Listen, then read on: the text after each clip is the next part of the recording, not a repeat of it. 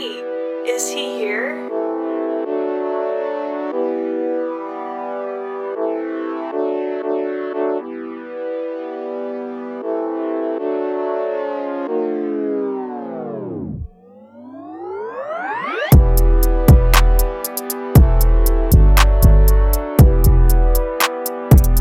What's up, boys? How we doing, baby? We're back. We are back. We're back at the Hideaway. Run a little 1-2 action again. You know it. We all took a short break for Thanksgiving. Had time with the family, but poker's calling us today, and we're ready for some more action at the Hideaway. Yes. As always. I think today's going to be a good day. I got a good feeling. Next gen all in the black tonight again. Let's go. 3 for 3. Frankie in the pool?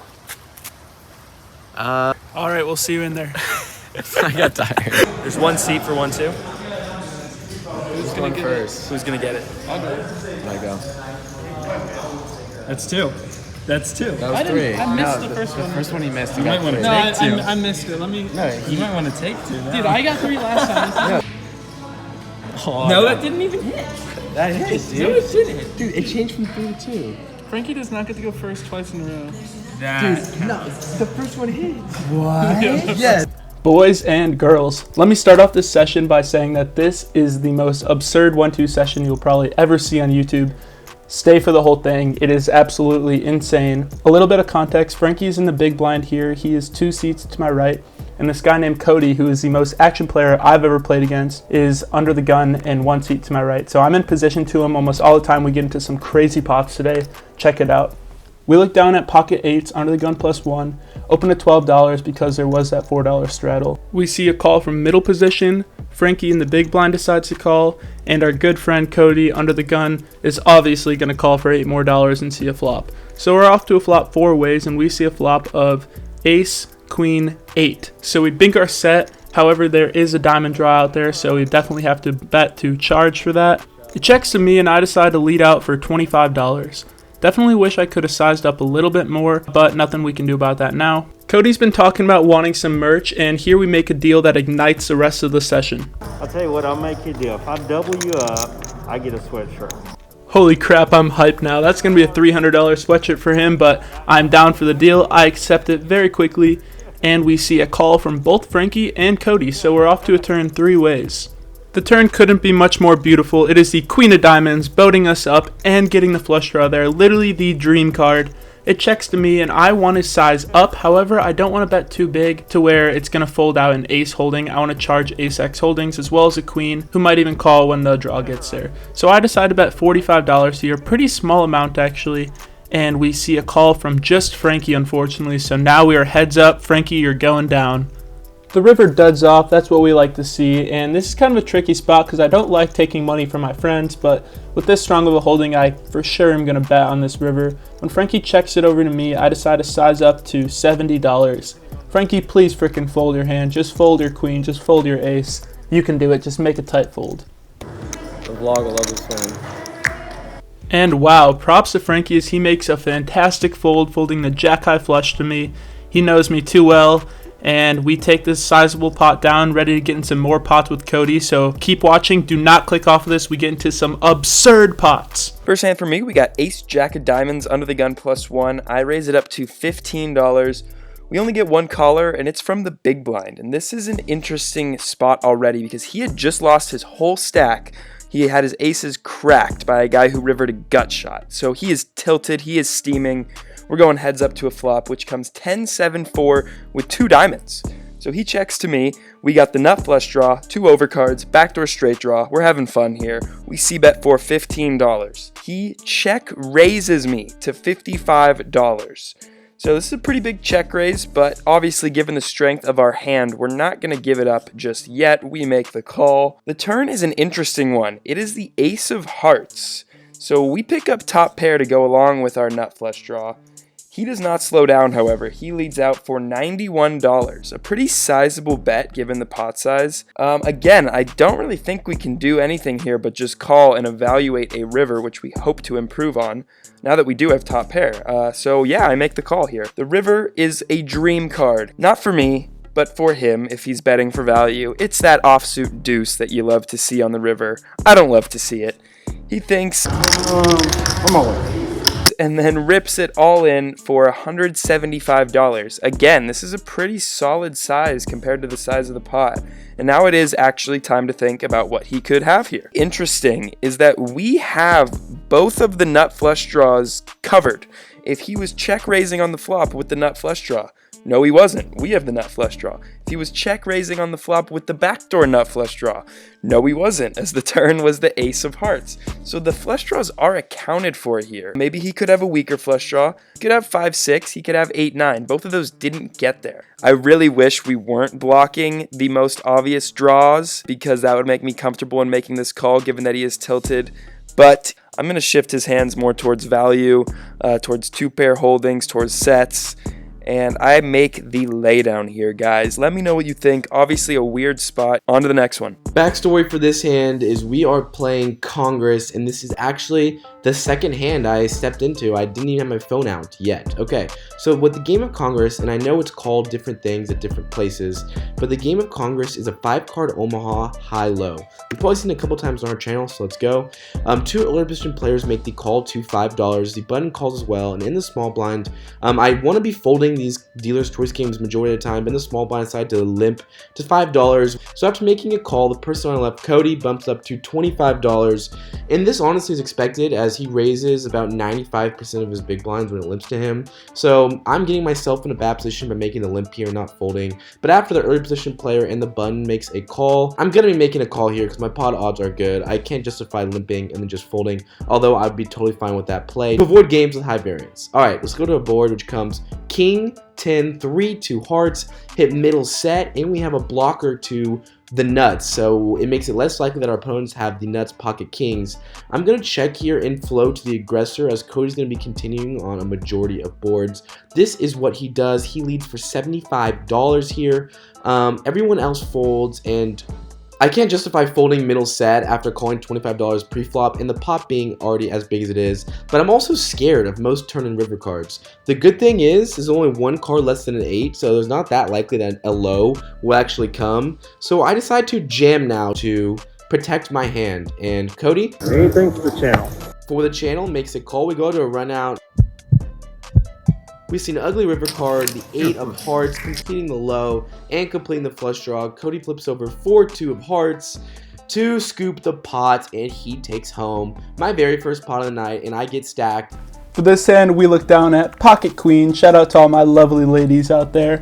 Under the gun, I open it up to $12, and we actually see a 3-bet from the button to $32.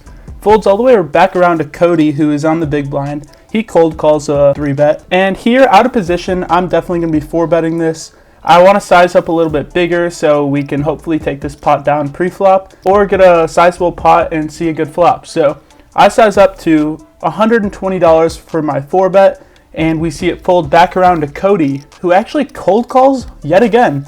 We're off to a flop heads up with pocket queens in a dream spot in position against the most active player I've ever played against. We see a flop of 4-9-8 rainbow. What a great flop for queens. Cody checks to me, and I've got a little bit less than a pot size bet left.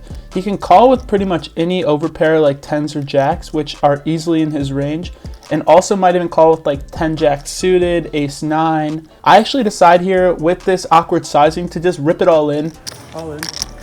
Cody thinks about it for a while before ultimately laying his hand down. I could tell he didn't really want to fold that hand, but good fold ultimately to him. A nice little pot for us. Not too bad, and we're on to the next one.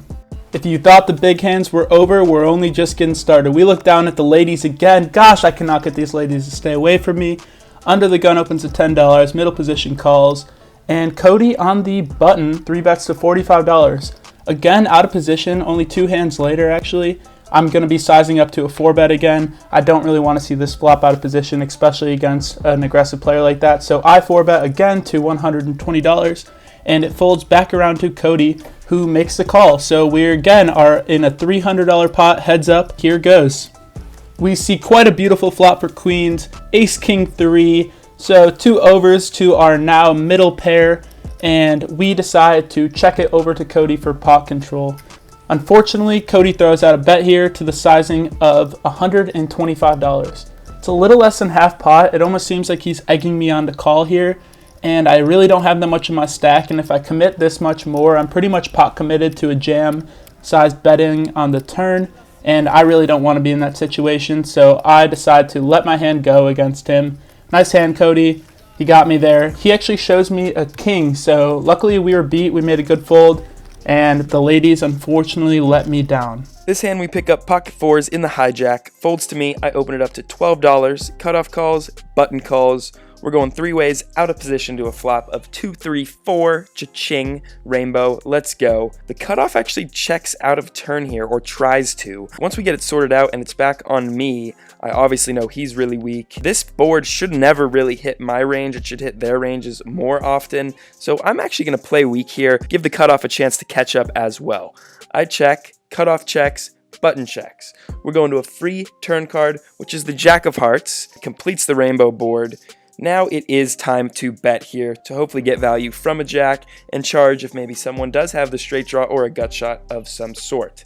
I bet $30, cutoff snap folds, he never improved. The button, however, raises to $70. This is not a really big raise. There's no flush draws out there. There's an open-ended straight draw to be had with an ace. I'm not really sure what he's repping here with this raise on the turn. I am just going to call and see what's up on the river. And the river is the 10 of hearts. So now when I'm thinking what I want to do, I really don't want him checking back this river. I mean, yes, he could have just the straight already. That's worst case scenario. But I want to get some money in this pot. Maybe he was raising with a jack on the turn. So I elect to size to a value where if I do get raised again, it won't be as sick as if I just bomb this river and get raised. I bet $75. He thinks about it, makes the call. I know we're most likely good because he didn't raise. I flip it over and we are good. So what is he raising with on the turn? Maybe the jack. Maybe he is just raising with the jack, because for him to call the river bet means he had some showdown value. We take this one down, back to the Jello show. These good hands don't stop coming. We look down at pocket kitties. We are in the cutoff. Cody opens to $6. I 3-bet pretty large to $30. He's going to call anything. It doesn't matter. Cody calls, and we're heads up yet again to a flop of ace, 9, queen, 2 spades. Cody checks, and I actually just check it back here for pot control and give him the opportunity to bluff with pretty much any 2 cards. Turns an ace, and he checks. I check back yet again. That's a really good card for me. Not a lot of rivers I'm too scared about. And the river is a queen. So the board double pairs. Our kings are actually looking really good here as we did not get counterfeit. And he throws out a bet to the sizing of $80. Well over pot. I'm loving it. Take me about half a second before I snap call. I've under-rep my king so much. And we are good. He actually shows me 7-4 offsuit. So we were right. We induced a bet and we got the max amount from him. Pocket Kings, Cowboys. Hopefully they will try to help us out here. 3 early position players limped at $2. The button limps, and I am scared of how many players in the pot, so I raise bigger. I raise to $25. Surprise. Cody makes the call here as well, and I'm a little nervous he's going to price everyone else in like I've been talking about, but no, everyone folds. Great news. For the first time, we're going heads up tonight. All night, the first time we're going heads up. That's crazy. Board comes 3, 9, 7. I like that I have the king of diamonds, and I like that I have no repair, no ace came, so I bet $40. I bet 2/3 pot. Cody thinks that 3 did not hit me as he decides to make it $95 to play and see a turn card. Well, Cody, you're right, that 3 and 9 and 7 did not help me, but I have no repair, and since he could be calling with a very, very, very wide range, watch what happens. 210. All in. Call. No rush. So we get it all in very quickly. Turn is a jack of spades. River is a 5 of spades. And he says you got it. So I don't make him show his cards. I toss over pocket kings and we're good. Thankful for Cody for giving a little back at the very end after we helped him at the start. This is actually my favorite hand of the session. We look down at ace 9 offsuit in the hijack. Under the gun +1 limps, and I decide just to limp as well. That's Cody. I want to get into pots with him. And we end up limping all the way around and see a flop 5 ways. We see a flop of 2, 9, queen. Not a bad flop for aces as we pick up middle pair, top kicker. However, 5 ways, this is almost never good. It checks around to Cody, who obviously will be throwing out a bet here. He bets to the sizing of $15. And I am going to stick around here. I'm going to stay a little sticky with my hand and at least see a turn. It's worth it. Why not? So I make the call for $15. The small blind decides to come along as well. So we're off to a turn 3 ways. And we see a beautiful turn. The turn comes the ace of hearts, giving us 2 pair. Something kind of weird happens here. The small blind actually donks out for $40. It almost seems like he's trying to set his price with a flush draw. Cody makes the call for $40, and here with the really good hand, I'm actually going to be raising here. I decide to raise to the tune of $160, 4 times the small blind's original bet, and I think that's a pretty good sizing here as it makes draws have a really tricky spot, especially out of position. The small blind ultimately makes the fold, and Cody makes a call for $160. We see the 7 of diamonds on the river, which is a pretty safe card for me. When Cody checks to me, I try to change up my timing and snap jam all in. I don't normally do this, and I normally take some time before I make certain bets, so I think this might look a little bit bluffier. This is my chance for sweatshirt. I love that statement as it sounds like he's trying to convince himself to call. He stacks out the calling chips, and I'm sitting there trying to hide my smile. This is my sweatshirt. Cody makes a call, and we pick up one of the largest pots I have ever won in my life. I am so excited. He actually slides his cards to me and tells me to check him out, as I do here, and we look down at Queen 9 offsuit. So he flopped 2 pair, and we turned it just a little bit better than his. Unfortunate run out for him, but I'm hyped to take this down. Cody, I'll make sure to get you a sweatshirt, maybe a long sleeve and a short sleeve too if you're lucky.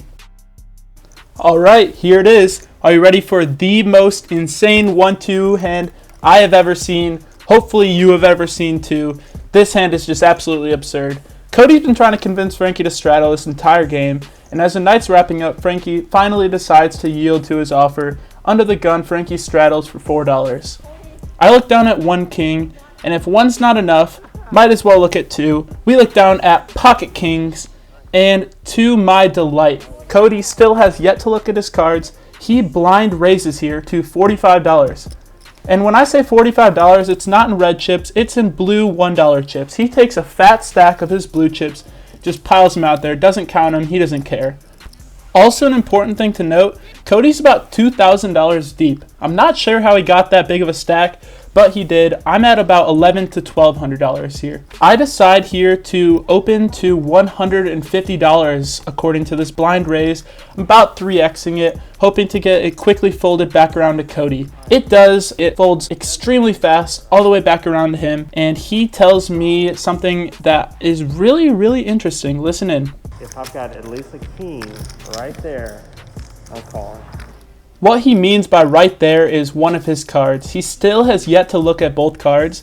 He now peeks down at just 1 card and puts the other card aside, still not looking at it, and makes a call. He calls that card his money card. There's my money card right there. I tell him good luck as he's going to need it against my kings, and we see a flop of Jack, 8, 5, 2 spades. He checks to me, and if he really was telling the truth that it has to be an ace or king, I'm in pretty good shape here against almost all holdings, and so I raise to $215. All in. Wait, what? Takes about half a second before he jams in my face, all $2,000. Holy crap, the pot's a lot. Bruh, you've got to be kidding me. I was just about to stand up next rotation, and now I've got to commit $1,200 if I want to see a turn in river with the second best hand in poker. He's only seen 1 card. What could he possibly have? He still reminds me that he's only looked at 1 card. Only looked at that card. You've only looked at that card? That card. You promise? Promise. My mind is racing and my heart is literally beating out of my chest. Even if he has the ace of spades or the king of spades or even a jack, I'm still in really good shape. I think I just have to call, I think. There's just no way I can fold this. I've got pocket kings and overpair on this board. I just can't fold. This is one of the biggest pots of my life. This would bring me out of the red all time in poker since the vlog started. This would just be insane for the vlog, insane for me, insane for everyone watching. I toss in the call. We decide to run it twice, so I'll let you guys see the runouts here. 6 and an ace on one board and a 10 and a 4 on the other board. That's kind of scary because if he has the ace of spades with another spade, he's ahead of me now. But other than that, not too many hands I should be scared about. He flips with a 5 of diamonds, and my heart skips a beat because that is one of the best cards he could possibly have. He still has not looked at this card. What's it going to be? He suspensefully peeks at it and smiles before he flips over Jack 5 offsuit for a flopped 2-pair, and he scoops both boards. $2,237 pot. Holy moly, boys. We just lost a big one. No sweatshirt for you, Cody. Oh, no. This was not good. I'm at a loss for words here, honestly. Props to Cody for having the balls to blind jam like that, only knowing he had bottom pair. We'll definitely have to get it back in the future. Cody, I'm coming for you. I then have to take a walk outside because I'm so tilted. I basically take a video ranting about how unlucky of a poker player I think I am, which is totally not true. I'm just in ultra tilt right now, walking around, so pissed off I just lost that fat pot. Sometimes it's good to make fun of yourself a little bit though. It's okay, we'll hopefully get this back in the future. Boys, we wrapped up this session a little later than we'd hoped for. A lot of action as expected when we're playing with an action player. So after a rough start to the session, nothing really going my way. We ran very, very cold. Finally got kings, got some value, ended up down 190. I started out down as well, was not at the crazy table with them, was at a little bit more of a normal table, but did not run good early on. Ended up having to be into the game for 600 and cash for 640, $40 profit. We'll take it any day of the week. Yes, sir. I was doing well, playing real good against the action player. I was to his left, so I was always in position, which was nice. Was up, my stack was around 1,100 at one point. Would have been the biggest cash of my life ever. And yeah, got a pretty tough hand towards the end. I guess we'll have to show it in the vlog, sadly. I'm sorry, I'm sorry, Mom and Dad. Mom and Dad, he makes so much money. Can we explain to him how it was a good play? It was a good play, I promise. It wasn't a good play because I'm not lucky enough to win them. It was a good That's play. simple. He's printing money making that play. He's gonna make $2,000 majority of the nights, guys. Majority of the nights. So hey, please, we're almost at 5,000. Actually, by the time you watch this, we'll be at 5,000. Get us to 6,000 subscribers. We really, really appreciate it. Hit that sub button. Good night, boys. Peace.